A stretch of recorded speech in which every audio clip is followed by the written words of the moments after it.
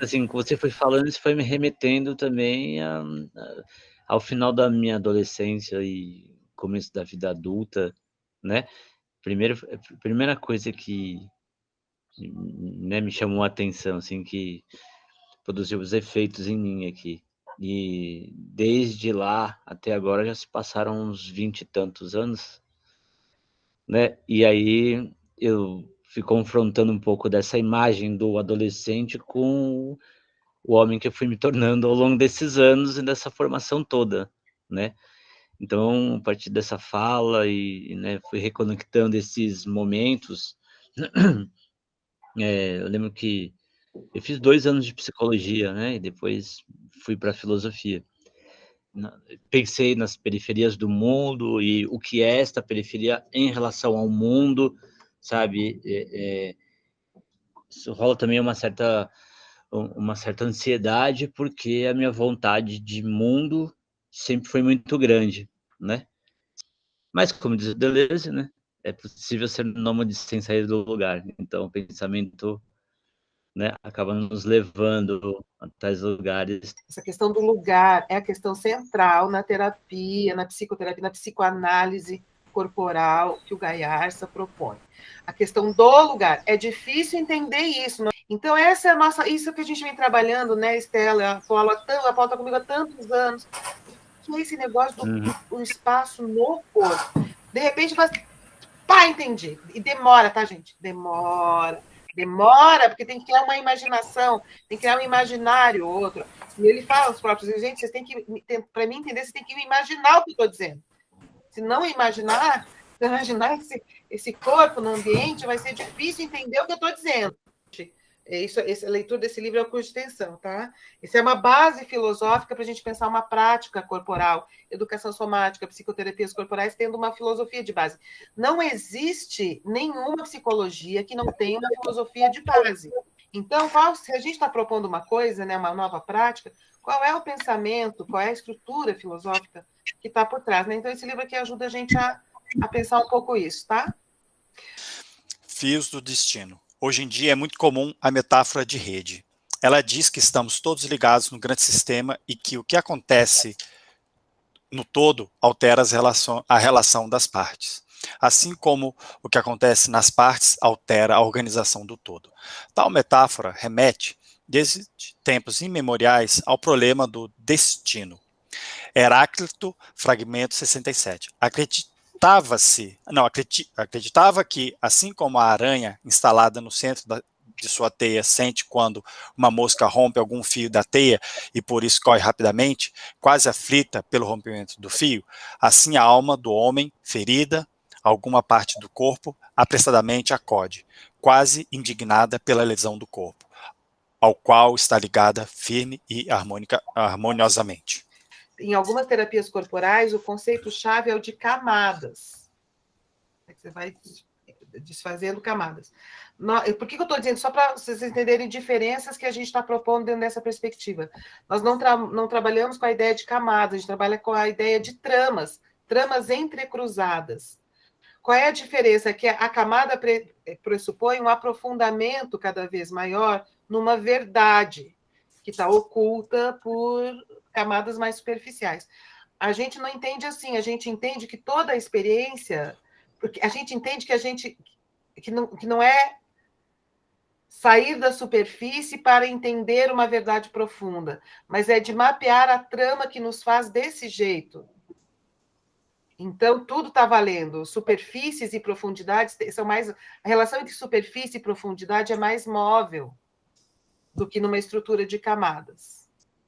Você sabe, Fê, que quando você falou isso, me veio o sinal, a imagem, o símbolo do infinito, da curva, né? Como algo que vai e volta sem começo nem fim, né? As pessoas, quando leem Piaget, elas vão ler como camadas, e depois, no final da vida dele, ele coloca como se fosse uma espiral. E aí várias pessoas vão colocando como espirais, tá? Então, isso é interessante pensar, e estou trazendo o Piaget um pouco, que eu estou lendo lá o Gaessa, né? Como ele trouxe Piaget, eu lembrei de Piaget mudando na sua trajetória essa ideia A produção de um lugar no mundo, a produção de atitude, a produção de um jeito, ou seja, de um projeto de como estar no mundo, direcionado ao mundo, vetorizado para o outro, é a base de tudo. Né? Essa vetorização está na atitude, está na disposição corporal, né? Então, isso tem muitas tramas envolvidas, porque tem as tramas do ambiente inicial no qual eu vivi, né? me especializei naquele modo de me dispor na relação. Aí tem a questão de social, classe social, gênero, ambiente, tem tanta coisa tramada nas disposições corporais, na postura, na atitude, que não é camada, né? Então, não é mais profundo os sentimentos que você tem com relação à sua mãe do que o teu sentimento que você tem com relação ao lugar em que o gênero te coloca e com o qual você teve que lidar, por exemplo. Né? Produzir um lugar, produzir um modo de estar, produzir ousar ir além da fronteira, né? Que corpo você foi além da fronteira, considerando a questão de gênero, né? Que corpo que você foi construindo, que também é um lugar, um modo de estar, né? Então, é por isso que é trama. E por isso que na técnica, viu, Júlia e Patrícia, terapêutica ou de educação somática do Gaiarsa, ou psicoanalítica, né, ou analítica do Gaiarsa, é mapear essa trama, fazer uma topografia dessa trama. E um exemplo que eu sugiro, isso aqui é um exemplo, o livro A Mulher do Pai. Não, porque a aplicação dessa teoria numa situação muito específica, que é você casar com alguém que já tem filhos de outro casamento e ter um grande problema com relação ao lugar. Qual é o seu lugar, qual é a sua posição nessa relação, nessa situação, nessa instituição da família que está mudando, né? Só para fazer um comentário que se assemelha muito à ideia de Tantra, né? Eu que estou mais desse lado do yoga, assim, uma das traduções para Tantra é inclusive essa ideia de tecer. Então a gente pensa Tantra como uma trama. Então está muito próximo mesmo. A ideia da trama também me chama uma percepção, uma sensação mais de movimento mesmo, de caminhos, do que desse lugar da superfície, esse lugar da profundidade. E ele descobriu na análise que a revolta dele de esquerda que a posição dele de esquerda tinha a ver com a revolta que ele tinha com relação ao pai dele. Porque, olha só, isso são camadas. Então, tem uma camada superficial, que é ter uma posição política de esquerda, ser contra a ditadura, gostar das ideias mais socialistas, social-democratas, nananana, e uma profundidade, que é a revolta com relação ao pai. E na hora que ele chegou nessa profundidade, derrubou a superfície e ele virou um cara de direita. Entendeu? Gente, essa história, ele me contou, sentado na minha frente me contando essa história.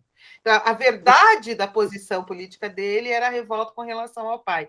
Você percebe como isso é individualizador, como isso é colocar as pessoas dentro daquele mundinho privado, como é um jeito perigoso de lidar com a verdade emocional, com a verdade disposicional, como que descaracteriza a antropologia, a sociologia na formação psíquica das pessoas, né? Na produção de um lugar no mundo, como é empobrecedor. Bons psicanalistas não fazem isso, tá? Eu sei. Aí eu acho que quando entra o Deleuze, a gente tem vontade de abraçar e beijar na boca. Eu falo assim, não, mas essa coisa que ele experimentou é uma coisa propositiva, não é uma negação, não é uma falta de uma perfeição. Essa experiência fez com que ele se propusesse a discutir tais questões do mundo. E ele vai sair deste lugar na medida em que ele começar a questionar determinadas relações de dominação, disso, daquilo, não sei o que lá. Né? E aí eu acho que o Gaiarsa se aproxima do Deleuze, né? Ou minha leitura, ou eu tento trazer a coisa do Gaiarsa para esse lugar. Então, não está na falta, não está no problema, na relação com o pai, mas está no que ele aprendeu e virou para ele questões a serem colocadas no mundo e que vai ser transformado na medida em que ele entrar em movimento, não quando ele se conectar com a falta e ficou lá, faltou. Muitas vezes a psicologia e os psicólogos recebem essa crítica da manutenção, né, da questão da sociedade, do status quo, né? E a gente precisa mesmo fazer essa revisão, porque isso é um fato. A gente vai tornando a sociedade cada vez mais engessada, mais direitista. O nosso trabalho corre esse risco, sim. Então, essa questão de trazer o social como elemento para dentro do set terapêutico é importantíssimo, né? Eu resolvi até ler o Marcuse, que está me dando, sabe, uma ampliação disso aí enorme, né? As forças musculares que organizam nossa sustentação e o movimento podem ser entendidos como vetores ou linhas que formam tramas de força. A face não explica as resultantes. E no trabalho aqui nosso, né, dessa abordagem do Gayarsa, o que importa é essa resultante vetorial da disposição corporal, né, onde está a memória disposicional do corpo, né, onde está o projeto, o jeito, o modo de fazer-se no mundo, conectando-se de um certo modo ao mundo. Esse conectando-se é representado pelo vetor, tá? Gayarsa, 1980, página 43, percebe que a representação mais básica do termo sentido é o vetor. E o fundamento corporal do significado do sentido relaciona-se à sensação de um tensor muscular ou à resultante, virtual mais atuante de um conjunto deles. Creio, ademais, que em ausência dessa sensação, não nos é dado pensar um significado. Então, isso aqui é onde ele se aproxima também muito dessa filosofia corpórea que eu falo para vocês, em que a linguagem está associada às condições da experiência sensório e motora do corpo humano, e por isso todo o conhecimento nosso é submetido às nossas condições de conhecimento. É possível imaginar uma teia tramada com as forças do mundo e tecida nos músculos. Uma teia móvel onde todos somos, cada um de nós, como um tecido tramado que sintetiza essas forças e as mobiliza. A alma como isso que resulta e que tem continuidade, né, e que vai se tramando, né, singularizando a experiência, compreendendo a experiência, dizendo da experiência e tramando junto, né?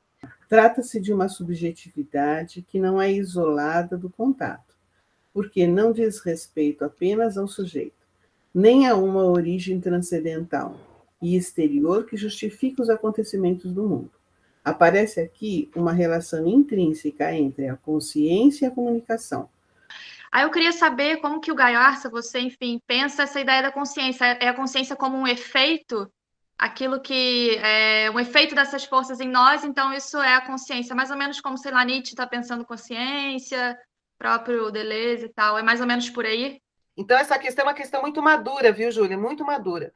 Porque a questão é o seguinte, o que é a consciência, né? Porque dentro da cultura popular religiosa, a consciência ela é exterior à experiência do corpo, né? Ela é um sujeitinho, ela é uma pessoinha, um fantasminha que habita um corpo, né?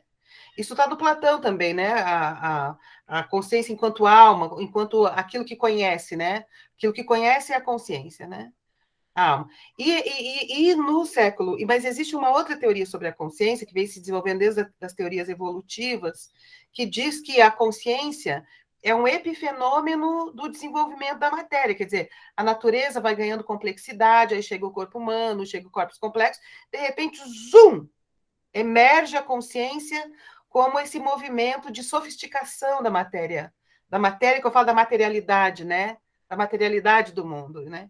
Isso é bem bonito, tá? Eu gosto, tá, gente? Para quem gosta de biologia, antropologia, darwinismo, neurociência, neurofilosofia, para quem gosta de contemplar, né, o movimento da natureza, essa teoria da consciência como um epifenômeno da matéria, como algo que emerge da sofisticação da matéria, é muito bonito, tá? É muito bonito. Então, de fato, aqui a teoria que dá base para isso, Júlia, é isso, tá?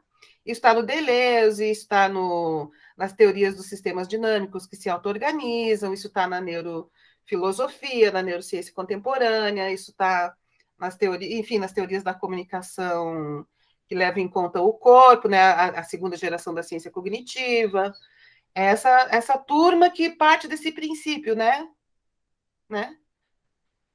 Isso está no Edgar Morin, na teoria da complexidade, certo? Por que eu estou dizendo isso? Porque existe uma outra teoria paralela que é extremamente fascinante, que é uma invertida que tem algumas pessoas mais ligadas não à biologia, mas à física, de dizer o contrário, que a consciência é a base da matéria e não a matéria é a base da consciência. Então, é uma velha discussão. A gente não precisa resolver isso, porque a gente não é padre, a gente não quer dar resposta sobre os segredos da vida e da morte, a gente está só estudando um troço, assumindo uma posição, né, como pesquisadores, experimentadores na área de cuidado, de filosofia, de psicoterapias. Então, a gente não precisa resolver isso agora, né? Não precisamos saber. Mas assumimos, a nossa posição aqui é essa primeira, tá? Mais ligada à biologia, como você estava falando, Júlia. Consciência aqui na nossa teoria, no contexto do Gaersa, o Gaersa ele faz a mesma coisa que o Damasio faz. É uma das coisas que eu acho genial do Gaersa. Muito antes do Damasio publicar, nos anos 90, o Gaersa, lá nos anos 70, escreveu assim, olha, eu acho que a consciência está submetida a um eu que sabe. E esse eu, ele é perspectiva, ele é sensório-motor, ele é necessidade de posicionar-se, situar-se, para poder interagir com o outro e com o ambiente.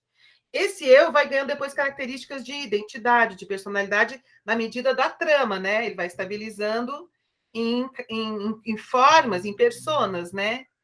Então, tem um self central, tem um eu central, tem um eu expandido numa história biográfica que vai ganhando estabilidade, tem um eu que é um eu criativo, que acorda para resolver uma urgência e se posicionar rapidamente. Tudo isso tramado nessa coisa da trama que a gente estava falando. Isso é muito interessante, porque o Descartes falou isso, só que esse eu do Descartes era um eu muito poderosésimo. Uhum. Nesse eu do Gaiarsa, do Damasio, é um eu mais situado, que ele tem um lugar mais específico, ele é menor, ele não é tão grandioso, né? É um eu mais relacional, mais aqui. Empreender para sobreviver não é capitalismo. Capitalismo é acumulação. Então, trocar mercadorias, vender um curso, ganhar por uma aula. Quando você está na periferia, produzindo roupa e empreendendo, dando conta da sobrevivência de modo agregado ou de modo individual, isso não é capitalismo. Quando a gente tem um barraco assim que dá uma malhada na palavra empreender, uma pessoa que está tipo assim colada na gente, que é periférica e tal, que nem os amigos meus, eles dizem, pô, Paulo, mas se eu não empreender, o seu amigo lá, o filósofo, falou que não sei o que empreender, como que eu vou fazer, tá certo? Se aqui não chega nada aqui, não chega emprego, não chega nada aqui. Tem um amigo que montou uma grife periférica, um outro está fazendo música, é periférico, e passa por aí. É a condição de precariedade que esse sistema, sem o estado de bem-estar social, nos coloca. O desconhecimento do que é o capitalismo é que faz nos confundir de que você fazer marmita para vender te transforma em capitalista, porque vem um pensamento católico de não mexer em dinheiro, moralizar aquele que quer sobreviver. É uma classe média metida rica que faz as coisas que sente na alma sem precisar sobreviver delas. O dinheiro vem da fazenda, vem da herança, vem do marido, do aluguel do seu patrimônio, e não vive daquilo que faz. Então, pode cobrar o que quiser e aí destrói quem vive daquilo que faz. Mas a outra está fazendo de graça. Mas quem está pagando a comida no prato dela? O fato de nós termos que vender o almoço para pagar a janta não nos transforma em capitalistas. O fato de nós termos que pagar o mínimo, de cobrar o mínimo para que o outro ceda um pouco do seu dinheiro, para que a gente possa pagar as nossas contas, não nos transforma em capitalistas. Sabe? O fato de nós termos, mesmo com doutorado, pós-doutorado, termos que inventar meios de pagar as nossas contas, não nos transforma em capitalistas. Então, esse teu discurso, Ninamê, Me causou até uma coisa aqui dentro, porque eu me encontrei nisso, sabe? Eu acho que é isso mesmo, quer dizer, simplesmente é isso. Isso não me transformou em capitalista, né? Então, assim, obrigada, Nina. E eu acho que a questão é de um pragmatismo que existe no que eu tenho chamado também de uma inconstância da alma periférica, né? Eu estou aqui me apropriando do termo do Eduardo Viveiros de Castro, quando ele fala da inconstância da alma selvagem, né? Eu estou pensando aqui e trabalhando com isso já há tempos, na inconstância da alma periférica. Eu estou falando da molecada que é crítica do capitalismo, se diz, né, se considera revolucionária, juventude revolucionária, mas que também está vendendo sei lá, vendendo a sua arte, vendendo, sei lá, fazendo um corre aí para poder sobreviver e tudo mais, né? E que diante desse sentido, né, pragmático, assim, de ter que sobreviver, sabe inventar táticas, né, diante desse cenário que está dominado pela coisa toda. Como diz o Mano Brown, né, esquema tático, né, para poder chegar no dia seguinte, para chegar no final do dia, no final das contas. Porque essa é a base do nosso trabalho, que é o balanço, a fronese, a ponderação, entendido do ponto de vista biomecânico, um pensamento situado e tal. É um ensaio de pensar, é um pensamento ensaiante. Acabei de inventar mais um conceito para a nossa teoria. Um pensamento ensaiante, né? Ensaiante da ação que em algum momento se definirá. E eu fiquei pensando numa síntese contínua dos cortes, pensando as singularidades como se elas fossem esses cortes no caos, né? Então, eu fiquei pensando que talvez essa ideia possa ampliar um pouco mais e sair dessa dualidade, né, que tanto incomoda. O pensamento está envolvido com a oscilação provocada pelo desequilíbrio contínuo do corpo, cuja amplitude aumenta com a novidade que nos deixa sem jeito, sem saber como agir, em busca de um novo caminho. Assim é poesia, bonito. Na experiência a gente sabe que pode ser difícil, né? Sentir-se perdido, aquela coisa toda. Damasio, 2000, propõe também que o pensamento é um movimento das sensações e das imagens, e que ele não pode ser confundido com o foco da nossa atenção a cada instante.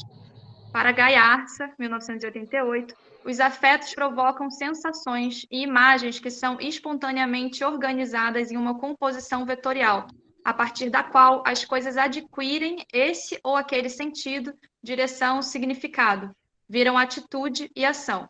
Essa é a forma compreensível do afeto.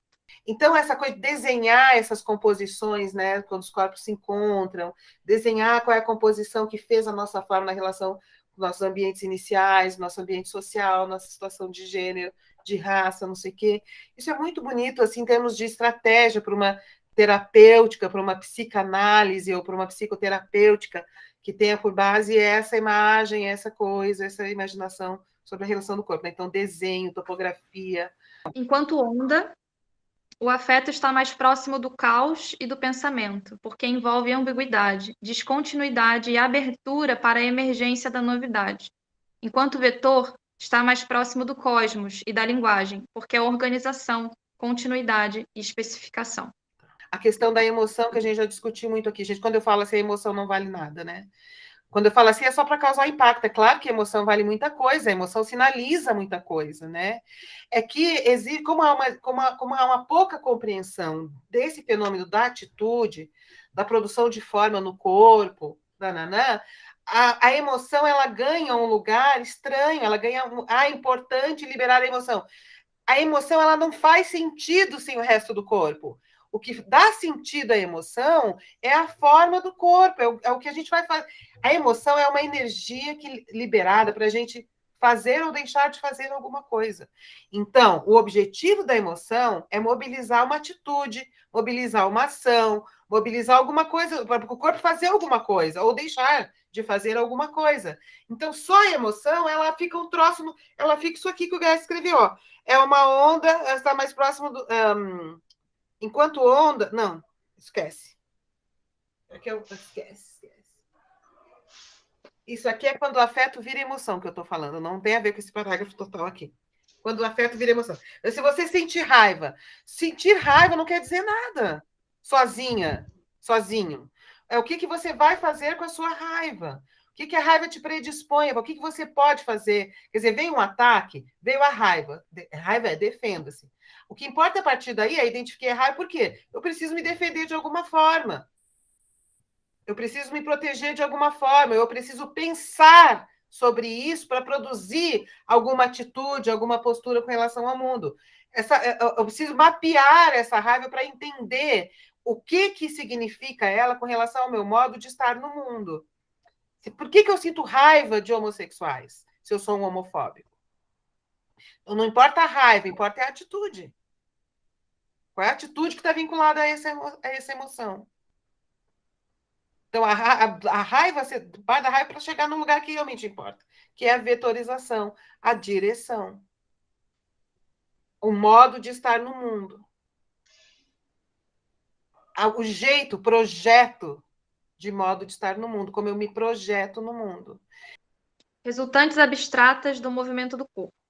O sistema de equilíbrio, ao mesmo tempo, desenvolve e informa sobre as estruturas dinâmicas e abstratas. A composição vetorial das forças musculares é abstrata porque não é limitada ao desenho anatômico dos componentes do corpo. No entanto, é de esforços concretos que emergem resultantes abstratas relativamente independentes de estruturas determinadas. Sair do que está da pele para dentro, né? Porque geralmente se pensa da pele para dentro. Porque ele está dizendo assim, olha, tem um troço aí que é relacional, resultante, que é sensação, que é músculo, mas que não é o músculo XYZ, nem o osso YZ, e não é nem aquela estrutura cerebral X, que é uma resultante que está sustentada na materialidade, mas é abstrata. Posso considerar a frase o mais profundo é a pele, é uma metáfora disso? A pele seria esse lugar relacionado? Eu lembrei a mesma não coisa. É a pele, eu estou falando de um troço que atravessa a pele. Conecto o indivíduo. A pessoa deixa de ser indivíduo e passa a ser essa relação com o meio, com o ambiente. Né? Não como resultado, mas tem uma troca contínua, vamos dizer assim, né?